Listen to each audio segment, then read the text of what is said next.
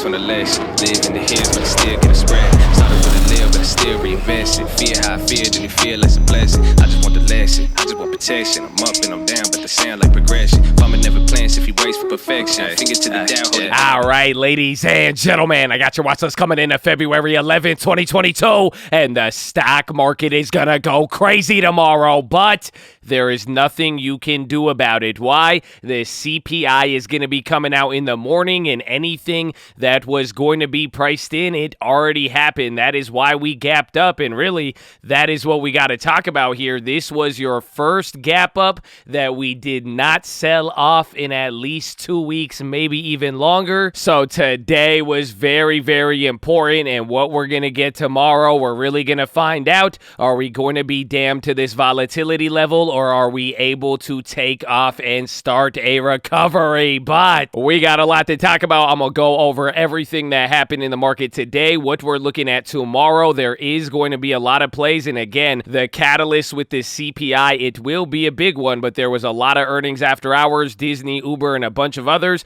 They were absolutely big moves, so if everything looks good tomorrow, it should be exciting, and we have a lot of plays that we need to go over. So, right off the bat, baby, drop your thumbs up on the video if you find it helpful, and hopefully we see you there in the morning for the release tomorrow, youtube.com/the stock market. But as far as what you saw today, it was actually the best day of the month, and like we said, you're going to be getting the CPI tomorrow, and that is going to be important, but you could really expect a wild move for tomorrow simply because any of the pricing in that would have calmed us down, well, all of that happened today. So pretty much as far as what you got and why we gapped up, a lot of the pressure eased this morning. There was a lot of central bank comments. We heard from Francis Villeroy of France. You even had a couple of people there from the Fed as well too, but a lot of them were talking about only 3 or 4 hikes. You even had, I think it was Fed Mester. She said that 50 basis points is off the table. All of this happened in the morning, and that was good, but a lot of people were pointing towards the bond volatility in Europe. Even here, it really did calm down, and then on top of it, there was a note from JP Morgan, and they were talking about how the CPI may actually come in softer than expected. So the funny part about all of this is that nothing really changed. So even though we were calm, even though the markets gapped up, the actual bond volatility, it didn't really go anywhere. So again, this was yesterday. You had more of that divergence. We talked about it again. This is the Fed futures. Today, it started to chill out in the morning with all those comments, but pretty much by the end of the day, the rate hike odds actually went forward. Again, even TLT, it managed to barely close green, but for the most part, a lot of what was chill with the bonds, by the end of the day, it really did not exist. So if you've been watching the watch list, we've been talking about this difference. This one is going to be very important because if there is a surprise tomorrow, then the markets are going to converge with the bonds, which have already made a big move. So coming into your first pretty picture here of the day, it's very simple, but it kind of shows you, how much we've really recovered and how important everything is in the next couple of weeks, because now we have hit the halfway point of the drop. So what this chart is showing you, the top to bottom move on the S&P 500 was about 15%. Just in the last, 9 days, we've recovered about 7% of that. So really, wherever we go from here, people will really start focusing on recovery if we're able to get up. But if anything goes wrong, if there is any sort of surprise, we are going to be right back there for the wave 3 of volatility. So coming into tomorrow and what to expect, it's pretty simple for the most part. You just got to watch for the first 2 hours of the day. We did talk about this on stream. We got away from that 450 level very quick. So just remember, a couple days ago, we were tripping every time it broke 447 again, even yesterday. So to see the gap up and to hold through, this is very big. We're almost at 460 now. So essentially the worst case scenario that I talked about, where things don't necessarily get better or worse, but if there is a surprise and we end up coming down tomorrow, today was such a cushion that it would literally just leave us right where we started, and it would kill premiums, and you're right in the volatility zone until there's another catalyst next week. So we'll see what happens today, but again, it was a little bit too quick today. If the optimism was wrong, we're just going to be right back at those other levels. So very straightforward. Again, CPI comes out at 5 5:30 a.m., 1 hour before market open. We'll really find out where things are at pretty much by the market open. And then again, first 2 hours, there is a lot of volatility. So coming into your company news and events now, we're going to start here with the earnings, and it was absolutely killer across the board. As far as Disney, they shot up about 7% after beating on Disney Plus numbers. That was a very, very big metric, but every other metric and their guidance, it was very, very good. And now we're going to talk about this when we get to the plays. It could be very, very bad there for Netflix, but that was the first earnings. Absolutely killed it again, and this is 7% above what it did early in the morning, but that one was huge. Uber, they are up about 10% after hours, and they beat estimates for this quarter, but they gave some pretty poor guidance. The market was kind of cool with it. So again, we saw Chipotle yesterday and kind of the follow through. So we'll see how this plays out. But other than that, and even compared to Lyft, it was very, very good. But that was the second one. Then Twilio, they surged about 22%. They beat expectations and guidance. And then Marqeta, they are up 15%, but it wasn't earnings. They announced a new CFO from Visa, and then they gave an update to their earnings guidance. So the stock surged. And then Mattel, they beat on everything in their estimates. They shot up after hours. And then TWOE and Lumen, they both got clapped around 15 or 20% on both of them, but this was all because they missed earnings and they gave bad guidance. So very good earnings season. You didn't get too much of a move there after hours. We'll see how it plays out tomorrow, but Disney and Uber, definitely some highlights to watch. And then another piece of news kind of affected some of the travel names, but this was big. We will even, I will even say, just watch out kind of for a delayed reaction. We'll see how the market takes it all, but New York and a couple of other states, they have announced the removal of mask and vaccine mandates for businesses. So pretty bullish there for the reopening, like we said, but it's overall good news. We'll see how things play out. And then Meta, this one is interesting. We're going to hear a little bit more about it, but their stock slide is now putting a spotlight on the tech antitrust bill because the criteria outlays a $600 billion market cap. And well, after the drop, Meta has kind of fell below. So they said they're not going to exclude Meta just yet, but it pretty much, if the stock stays lower for quite some time, they may be able to skirt some of the antitrust stuff, but it's not looking like they are just yet. So watch out for that. Then the NFL, a couple of pieces of news today. The first one, this one got a lot of headlines. They are evaluating the Rooney Rule. There's a lot of criticism there on the diversity of coaches and who they're hiring. So they said they're going to change some things around. And then the NFL also announced a partnership with Roblox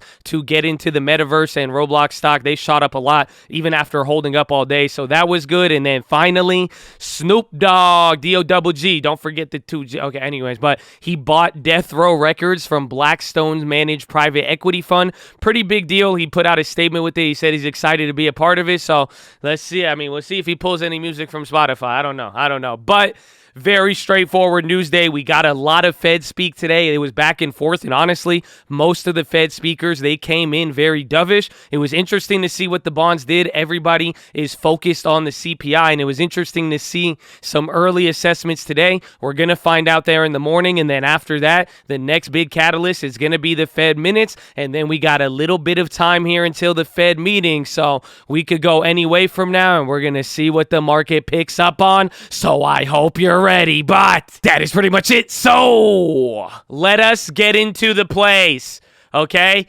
So right off the bat, is that different? That's really different. Anyways, but as far as the first play, I'm going to be looking for Disney. Again, the continuation on this is going to be fire. I really like the earnings, and they still have some room for growth. That's the crazy part. They are not beating all of their pre-pandemic numbers, so they showed a lot of bright spots there with the whole Disney Plus, and honestly, the new narrative may very well be Disney Plus is eating Netflix's lunch. Essentially, I think in the guidance, they said by 2023 or 2024, they will have about 220 million people on Disney Plus, and that is how many people are already on Netflix. So granted, it is at a much lower price, and that could give Disney Plus the advantage, but that was very good. We will see how the market rewards it tomorrow, but like I'm saying, the continuation will be good, and if it doesn't happen by the end of this week, I would not be surprised to see some more good moves in the next few days. So Disney's a very weird one after hours. Again, we've seen good earnings. If it doesn't hold up, it could could still be a dud, but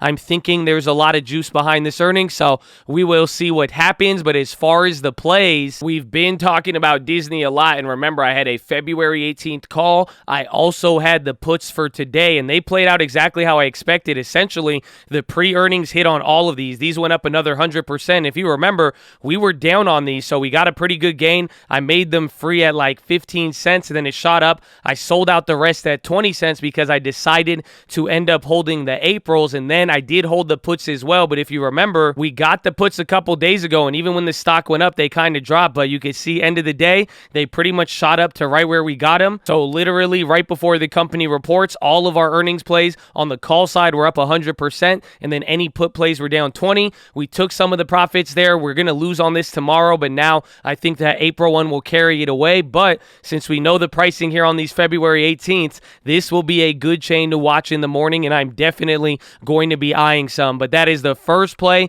Coming into the second play now, Airbnb, baby. Watch for the boost with Expedia earnings tomorrow. That is the main catalyst, but we did get to hear from MGM today, and some of the numbers they gave on Las Vegas and travel, it was looking good, and you even saw Airbnb go up after hours. So I like it. The plays went up, or the premiums went up today. It wasn't too crazy. We're going to see how it is coming into the earnings tomorrow. Depending on what we get with the CPI, just don't forget, you will get a earnings or pre-earnings sympathy play between Expedia and Airbnb. So as far as the play, this is the one we went over yesterday, and like I said, I have some of these older 220s and 240s, but I paid a lot of them because I bought them around last earnings, and then you had that whole fiasco. I remember we made like the triple dip here, or quadruple dip. Again, remember, we played this one a lot here, but recently now I'm thinking pre-earnings and everything else. We got these at 71. I bought 20 of them. I sold half of them today, or a little bit more than half. I think 15 at 95 cents.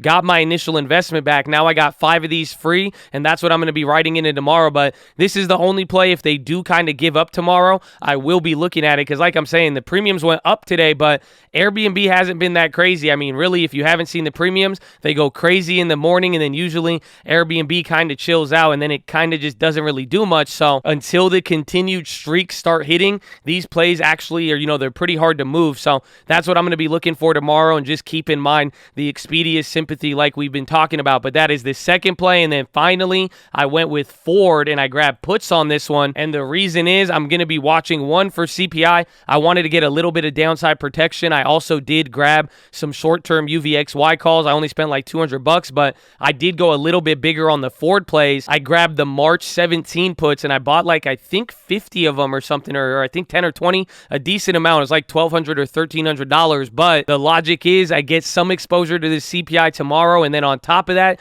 just watch for any news with more delays with auto parts. Again, that was a big issue from the earnings and semiconductors and all of that, but we talked about the news yesterday. If we get any more delays to the auto places, we may get some negative headlines. I don't know if it'll have a midterm or long-lasting effect, but just for headline's sake, I think it could move some things around, so we'll see what happens. But that was the third play. As far as everything else, like I said, I only grabbed those UVXYs for next week, so risky play, and we even brought this up here today. Just remember, anything with the February 18th expiration at this point, if you are wrong on it, you will get clapped, or if it just goes simply a little bit against us, those will start to get clapped because of the time decay, so just keep that in mind. But the only other play, and you can see it here, I went with the Enphase post earnings, spent about like $250, but got absolutely clapped. I grabbed the February 18th 250 calls, and I bought these at 50 cents or something around there. Oh no, it was the 240s, not the 250s, but still, it got absolutely clapped, and you can see it again. The stock was up 20%, then came down.